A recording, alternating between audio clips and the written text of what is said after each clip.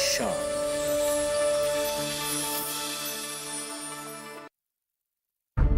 विपदा कोई भी हो, पर किसान है सुरक्षित। AIC है ना। भारत सरकार द्वारा स्थापित फसल बीमा विशेषज्ञ कंपनी।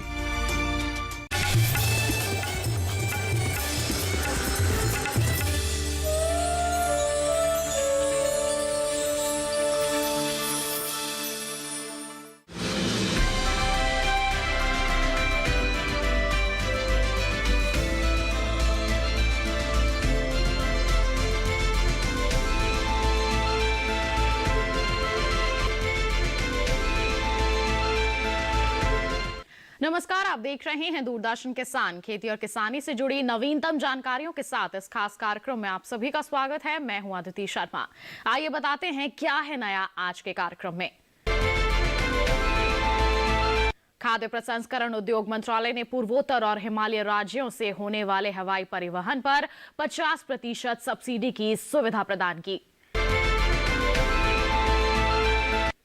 ऑपरेशन ग्रीन्स योजना के तहत सब्सिडी दी गई।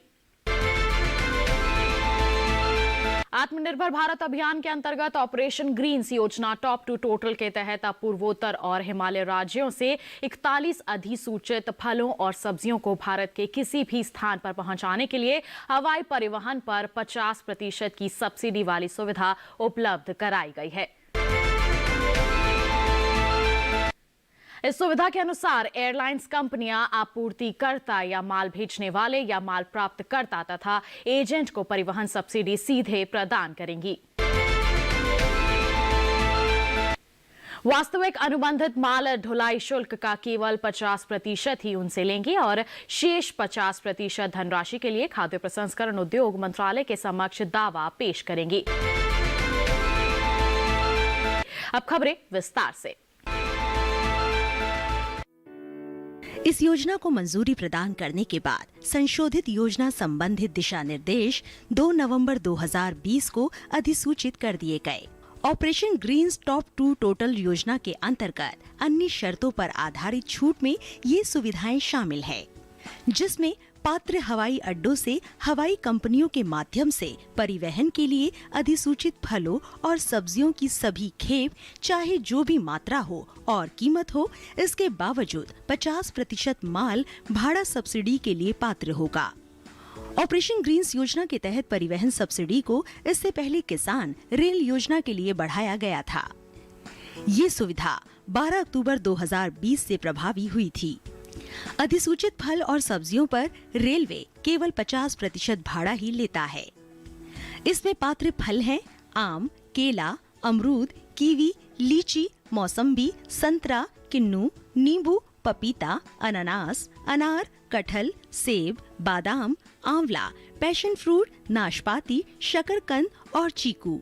इससे संबंधित हवाई अड्डे हैं पूर्वोत्तर से अरुणाचल प्रदेश, असम, मणिपुर, मेघालय, मिजोरम, नागालैंड, सिक्किम में बागडोगरा और त्रिपुरा के सभी हवाई अड्डे तथा हिमाचल प्रदेश, उत्तराखंड एवं केंद्र शासित प्रदेशों जम्मू और कश्मीर तथा लद्दाख के सभी हवाई अड्डे। केंद्रीय स्वास्थ्य एवं परिवार कल्याण मंत्री डॉक्टर हर्षवर्धन ने वीडियो कॉन्फ्रेंस के माध्यम से ब्रिक्स देशों के स्वास्थ्य मंत्रियों के सम्मेलन में डिजिटल रूप से भाग लिया। बता दें, डॉक्टर हर्षवर्धन ने ब्रिक्स देशों के अपने समकक्षों को कोविड के खिलाफ भारत की लड़ाई के बारे में अवगत कराया। आइए देखते हैं इसी पर आधारित एक खास रिपोर्ट।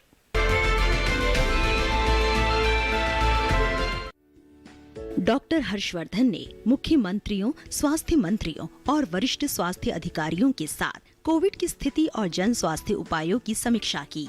केंद्रीय स्वास्थ्य एवं परिवार कल्याण मंत्री डॉक्टर हर्षवर्धन ने मुख्यमंत्रियों, राज्य के स्वास्थ्य मंत्रियों और 7 राज्यों के प्रमुख सचिवों व अतिरिक्त मुख्य सचिवों के साथ वीडियो कॉन्फ्रेंसिंग के माध्यम से चर्चा की। इन राज्यों में महाराष्ट्र, उत्तराखंड, मणिपुर, मिजोरम, त्रिपुरा, मेघालय और गोवा शामिल है। डॉक्टर हर्षवर्धन ने हर राज्य में विशिष्ट चिंताजनक हालात के क्षेत्र पर विशेष ध्यान देने की जरूरत को रेखांकित करते हुए कहा कि महाराष्ट्र में हालांकि सक्रिय मामलों की संख्या कम हुई है, लेकिन उसके पास सक्रिय मरीजों की बहुत बड़ी संख्या बनी हुई है, जिसमें उच्च मृत्यु दर 2.6 है और मुंबई में एवं आसपास तो ये मृत्यु दर बढ़कर 3.5 है। डॉक्टर हर्षवर्धन ने कोविड योद्धाओं और अग्रणी स्वास्थ्य कार्यकर्ताओं द्वारा निरंतर और समर्पित भाव से की जा रही सेवाओं की सराहना की, जिन्होंने अथक रूप से धरातल पर मजबूती और निश्चय के साथ स्थिति को नियंत्रित किया है। संक्रमण के प्रसार की श्रृंखला को रोकने के लिए स्वास्थ्य मंत्री ने प्रधानमंत्री श्री नरेंद्र मोदी द्वारा शुरू किए गए जन आंदोलन के महत्व पर जोर दिया। जन साधारण के बीच जन आंदोलन को प्रोत्साहित करने के लिए सरकार द्वारा उठाए कदमों की चर्चा करते हुए उन्होंने कहा कि कोविड अनुकूल व्यवहार ही सर्वाधिक प्रभावी सामाजिक वैक्सीन है।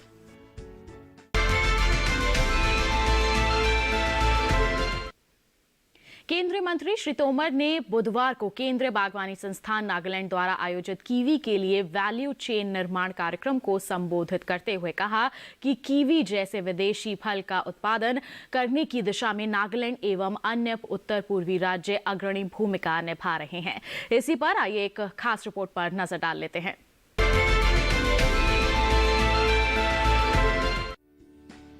कीवी फल के प्रमोशन एवं वैल्यू चेन निर्माण पर कार्यक्रम केंद्रीय कृषि मंत्री श्री नरेंद्र सिंह तोमर ने उत्तर पूर्वी राज्यों के लिए विशेष रणनीति बनाने पर बल दिया। कीवी उत्पादन से यहाँ के किसानों की आय बढ़ने के साथ ही बागवानी के क्षेत्र में विस्तार हुआ है और राज्य की अर्थव्यवस्था को भी बढ़ावा मिला है। उन्होंने कहा कि राज्य सरकार एवं कृषि मंत्रालय को नागालैंड को कीवी स्टेट का दर्जा मिले, इस दिशा में कार्य करना चाहिए। केंद्रीय कृषि मंत्री श्री तोमर ने कहा कि ये अवसर सभी को प्रसन्न करने वाला है, जब उत्तर पूर्वी राज्य नागालैंड के किसानों ने कीवी फल के उत्पादन में अग्रणी भूमिका निभाई है। नागालैंड के कृषि क्षेत्र में नया आयाम जुड़ा है, इसका लाभ वहां के किसानों को जरूर मिलेगा। किसानों की आय बढ़े, उपज उत्पादन में वृद्धि, फसलों का विविधीकरण, खाद्य प्रसंस्करण और किसान महंगी फसलों की खेती की ओर अग्रसर हो, इस दिशा में प्रधानमंत्री के नेतृत्व में विगत 6.5 वर्षों से सतत कार्य किया जा रहा है। प्रधानमंत्री के नेतृत्व में कृषि अवसंरचना कोष, कृषक उत्पादक संगठन जैसी कई महत्वपूर्ण योजनाएं प्रारंभ की है।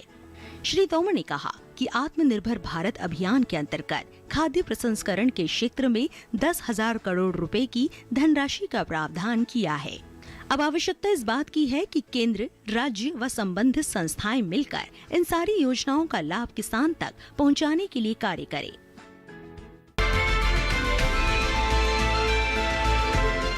सारा देश इस बात का साक्षी है कि कृषि के क्षेत्र में हमारे प्रधानमंत्री जी का प्राथमिकता से ही फोकस रहा है।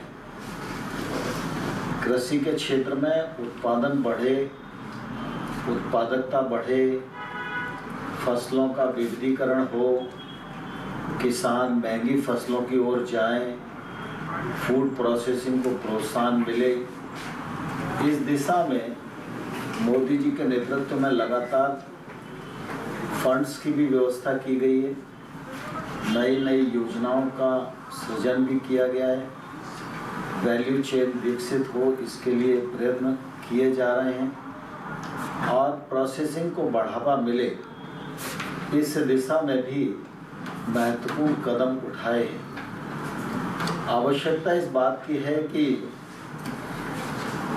केंद्र सरकार और राज्य सरकार और उनके साथ जो संस्थाएं जुड़कर काम करती हैं, जैसे कृषि विज्ञान केंद्र हो सकते हैं, कुछ व्यापारिक संस्थाएं हो सकती हैं, कुछ एनजीओ हो सकते हैं, ये सब मिलकर इन सारी योजनाओं का लाभ पात्र किसान तक पहुंचे, इसमें निश्चित रूप से माध्यम हम सब लोगों को बनने की जरूरत है।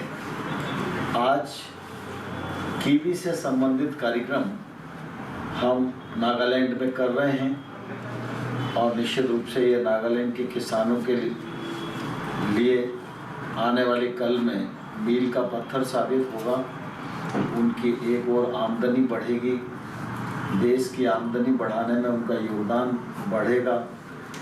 और आने वाले कल में यह परिस्थिति भी पैदा हो सकती है कि नागालैंड एक तौर से कीवी स्टेट के नाम से जाना जाए।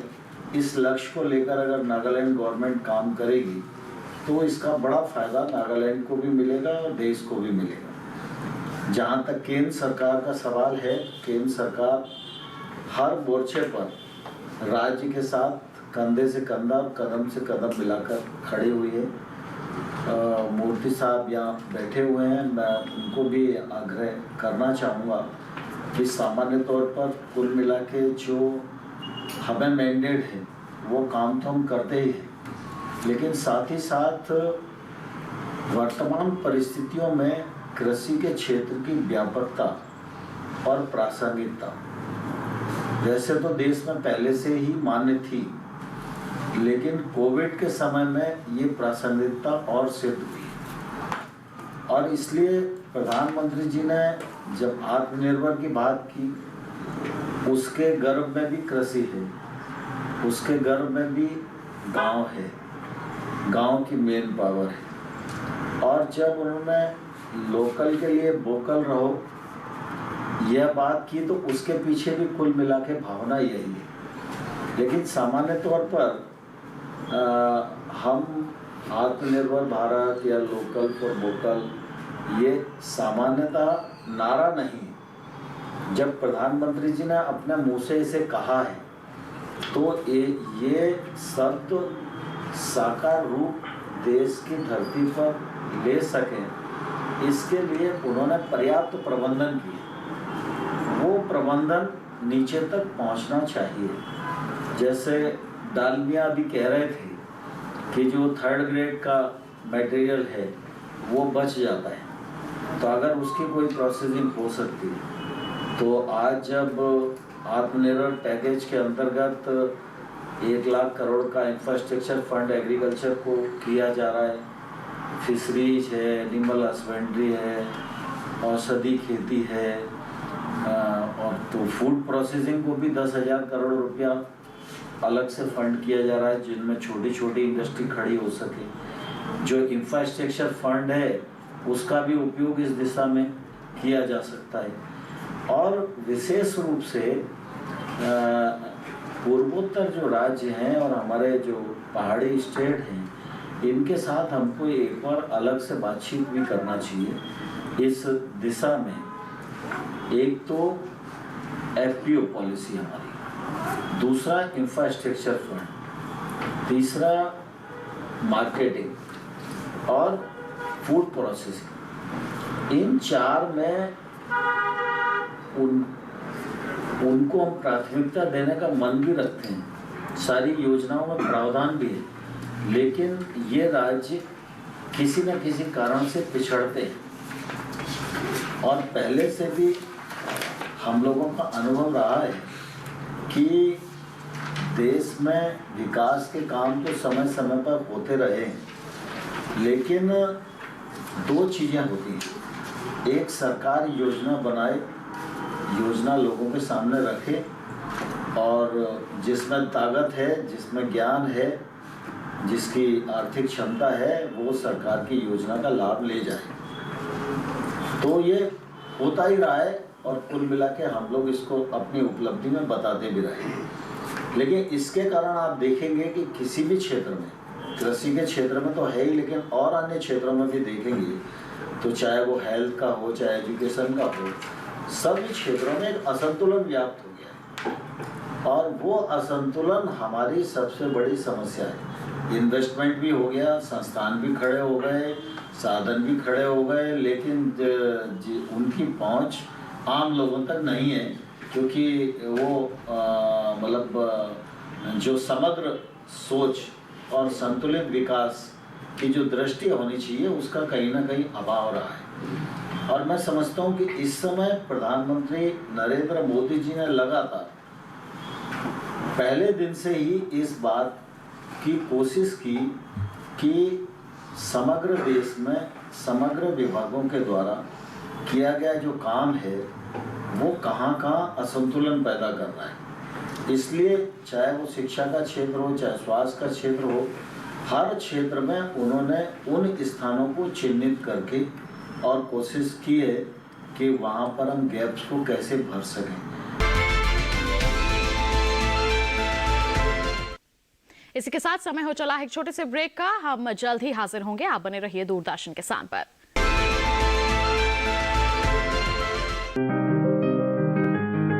बीमारियों से कैसे बचेगी फसल, मवेशियों की मुश्किलों का क्या है हल, कहां से लाएं बीज, कितनी लगेगी खाद, किसानों के हर फोन का विशेषज्ञ देंगे जवाब। देखिए हेलो किसान लाइव सोमवार से शुक्रवार शाम 6 बजे।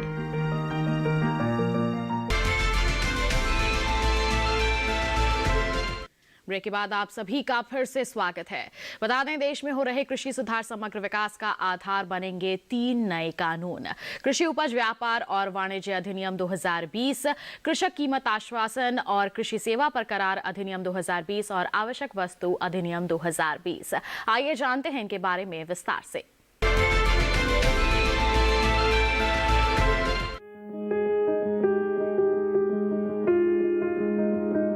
कृषि में कई अहम सुधार करने के लिए सरकार ने उपज बिक्री की व्यवस्था में कई जरूरी बदलाव किए हैं। इस दिशा में सरकार ने कृषक सशक्तिकरण व संरक्षण, कीमत आश्वासन और कृषि सेवा पर करार अधिनियम 2020 लागू किया है।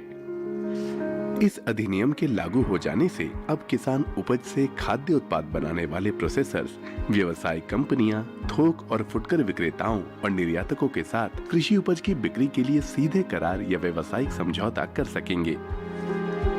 करार हो जाने के बाद फसल की अच्छी पैदावार के लिए जरूरी साधन या इनपुट्स उपलब्ध कराने की पूरी जिम्मेदारी खरीदार की होगी।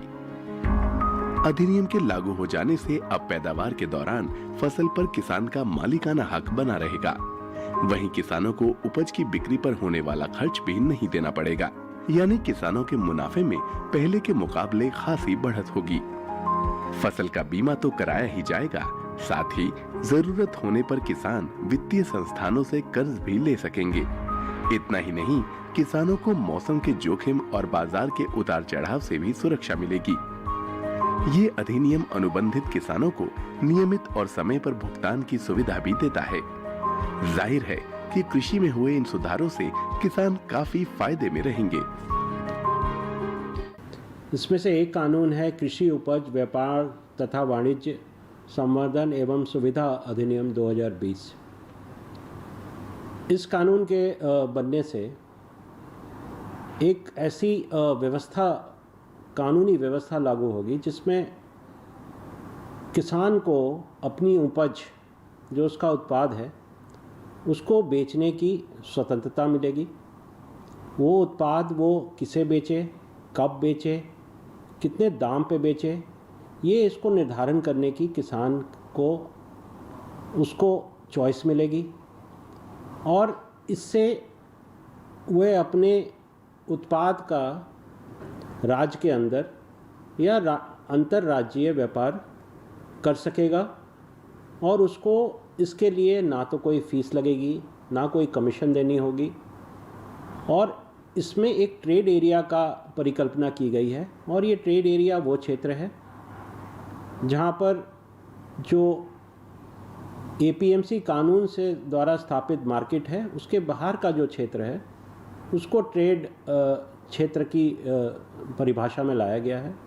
और इस क्षेत्र में अगर किसान किसी भी निर्यातक, किसी भी रिटेलर, डिस्ट्रीब्यूटर, होलसेलर के साथ अपनी उपज को बेचना चाहता है तो उसको पूरी स्वतंत्रता रहेगी और उसका इसके लिए पूरा एक कानूनी ढांचा उसके पास उपलब्ध रहेगा। तो ये एक बहुत बड़ा सुधार आएगा। इसी के साथ कार्यक्रम में वक्त हो चला है एक और छोटे से ब्रेक का। कहीं मत जाइए, जल्द ही हाजिर होंगे। आप बने रहिए दूरदर्शन किसान पर।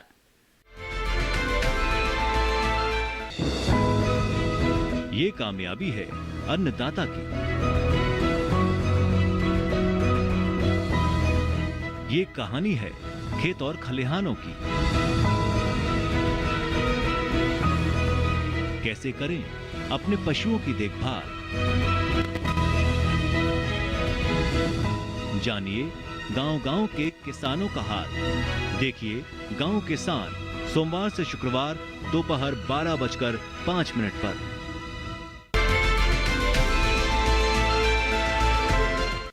ब्रेक के बाद आप सभी का फिर से स्वागत है। आइए देखते हैं अब हमारे किसान की सफलता की गाथा।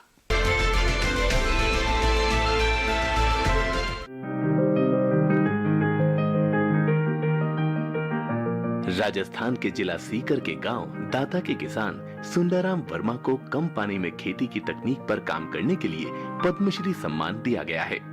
वर्ष 1972 में बीएससी करने के बाद विज्ञान अध्यापक के पद पर कई बार उनका चयन हुआ, लेकिन उन्होंने खेती को प्राथमिकता दी और बताया कि कम पानी की खपत करके भी खेती की जा सकती है। वो किसानों को इसके लिए प्रेरित भी करते हैं।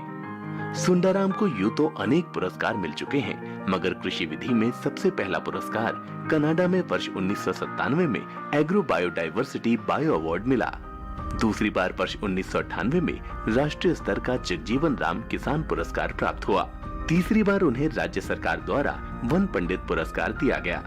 सुंदराम वर्मा को जैव विविधता, पर्यावरण और जल संरक्षण पर कार्य के उपलक्ष्य में पद्मश्री दिया गया है। सरकार के प्रोत्साहन से उनके इस कार्य को अधिक गति मिलेगी तथा खेती की दिशा में और भी बल मिल सकेगा। सुंदराम ने 1 लीटर पानी में पौधरोपण तकनीक विकसित की है। उन्होंने 1 हेक्टेयर जमीन में 20 लाख लीटर बारिश के पानी और 15 फसलों की 700 से अधिक प्रजातियों का संग्रहण और संरक्षण किया है। वो अभी तक 50,000 पौधे लगा चुके हैं। सुंदराम वर्मा की माने तो कृषि की ओर उनका रुझान 48 साल पहले वर्ष 1972 में उस समय ही हो गया था, जब बीएससी की और फिर 3 बार टीचर की सरकारी नौकरी लगी। तब सरकारी शिक्षक बनने की बजाय सुंदराम ने खेती चुनी और शुष्क वानी की विधि पर काम करने लगे। ऐसी तकनीक विकसित करने में सफलता हासिल की जिससे 1 लीटर पानी में ही पौधे को पेड़ बनाया जा सकता है। सीकर के किसान सुंदराम की 1 लीटर पानी में 1 पौधा तकनीक को राजस्थान सरकार के जल संरक्षण विभाग ने भी मान्यता प्रदान की। कृषि वैज्ञानिक और हरित क्रांति के जनक डॉक्टर स्वामीनाथन ने भी इसकी प्रशंसा की। मैं 1982 में यंग फार्मर ट्रेनिंग कोर्स में था IARI में, तो वहाँ ड्राई फार्मिंग की टेक्निक सीखी थी। सितंबर आ गया, जो पौधे लगाने हैं वो छोटे छोटे 1-1 लीटर के खड्डों में आप वो करके उसमें पौधे लगा दिए, और कि गर्मियों में जब आएगी तो ज़्यादा बड़े गड्ढे करके पानी दे देंगे। हुआ ऐसा कि हम पानी न सर्दियों में दे सके न गर्मियों में, लेकिन पौधे जिंदे रहे। तो फिर मुझे वो ड्राई फार्मिंग वाला कॉन्सेप्ट याद आया। 1 लीटर पानी में पौधा तैयार करने की तकनीक में सुंदराम को 10 साल लगे थे। सुंदराम ने राजस्थान की फसल मिर्च, चौला, ग्वार, धनिया, काबुली चना और मेथी समेत 15 फसलों की करीब 700 प्रजातियों का संकलन कर गहन अध्ययन किया और फिर कम पानी, कम लागत में अच्छी पैदावार के गुर किसानों को सिखाए। सुंदराम के इस कार्य को दिल्ली के पूसा संस्थान ने भी मान्यता दी है। सुंदराम को राजस्थान का देसी कृषि वैज्ञानिक भी कहा जाता है। वो बीते 25 साल से कृषि कार्य को सरल बनाने और खेती नवाचार करने में जुटे हैं। इन्होंने आदर्श फसल चक्र का भी निर्माण किया, जिसमें 3 साल में 7 फसलें प्राप्त की जा सकती हैं। किसान को 1 हेक्टेयर में 1 लाख रुपए का लाभ प्राप्त हो सकता है। जिस प्रकार पद्मश्री पुरस्कार सम्मानित सुंदराम ने खेती के क्षेत्र में नई सोच लाकर क्रांति लाई और जैव विविधता, पर्यावरण और जल संरक्षण पर कार्य की दिशा में नए आयाम बनाए, उससे आने वाले किसान भी काफी प्रभावित हो रहे हैं। कहा था कि आप बाजरे के चक्कर में मत पड़ना, पूरी जिंदगी में भी यूनिफॉर्म नहीं लेके आओगे बाजरे को, देसी को। तो हमने 3 साल में लेके आ गए। कृषि की दिशा में ऐसी सोच लाकर भावी किसान पर्यावरण और जल संरक्षण में अपनी अहम भूमिका निभा सकते हैं।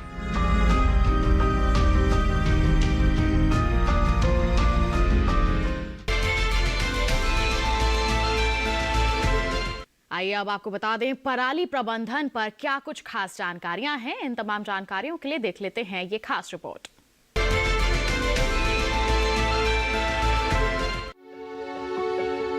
दरअसल पराली जलाने की बड़ी समस्या दिल्ली, पंजाब, हरियाणा और पश्चिमी उत्तर प्रदेश में देखने को मिलती है और यहीं का धुआं दिल्ली को अपनी चपेट में लेता है। इसलिए सरकार इन सीटू फसल अवशेष प्रबंधन में इन्हीं राज्यों पर ज्यादा ध्यान दे रही है। ये ऐसी योजना है जिसमें खेत के अवशेष खेत में काम आ जाते हैं और अगली फसल के लिए उपयोगी भी साबित होते हैं। जाहिर है, जब खेत के अवशेष खेती के ही काम में ले लिए जाएंगे तो वायु प्रदूषण अपने आप कम हो जाएगा।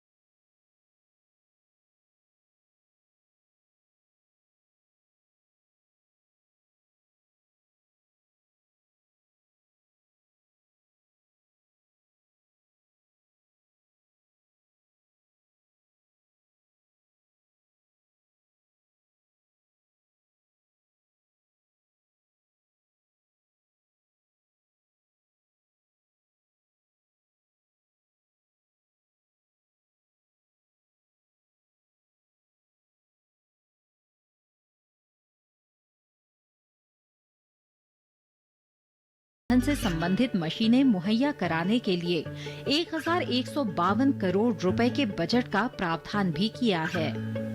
किसानों को 80% की सब्सिडी पर पराली प्रबंधन की मशीनें दी गई हैं।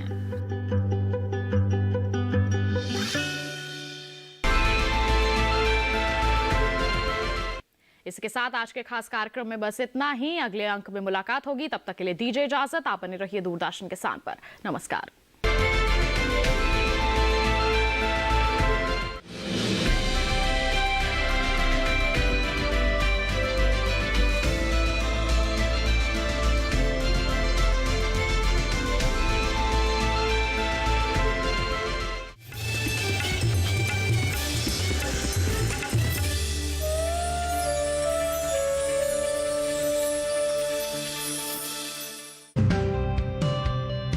जलते सूरज में तपकर पथरीली जमीन पर सींची है इन्होंने कामयाबी। परिश्रम के गवाह हैं ये